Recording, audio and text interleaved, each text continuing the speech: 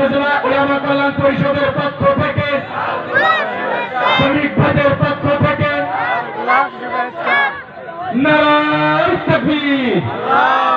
আলহামদুলিল্লাহ বলি, সকলে আলহামদুলিল্লাহ বলি, আলহামদুলিল্লাহ। সম্মানিত ইসলাম প্রিয়তা ভূমি জনতা, সম্মানিত উপস্থিতি, আমরা ধীরস্থিরভাবে নীরবতা অবলম্বন করি। আমাদের কাঙ্ক্ষিত মেহমান, আজকের মাহফিলের প্রধান আলোচক, আন্তর্জাতিক খ্যাতি সম্পন্ন মুফাসসির কোরআন হযরত মাওলানা হাফিজুর রহমান সিদ্দিক কুয়াকাটা হযরত আমাদের মাঝে উপস্থিত হয়েছেন। আমাদের উপজেলা বিএনপির সভাপতি জনাব মোহাম্মদ হাবিব হেলাল সাহেব, উনি অসুস্থ, উনি দোয়া চেয়েছেন, আপনারা সকলে দোয়া করবেন। ওনার পক্ষ থেকে প্রতিনিধি হিসাবে আমাদের মাঝে উপস্থিত আছেন জনাব মোহাম্মদ শহীদুল ইসলাম, যুগ্ম সাধারণ সম্পাদক, কালিয়াকৈর উপজেলা বিএনপি।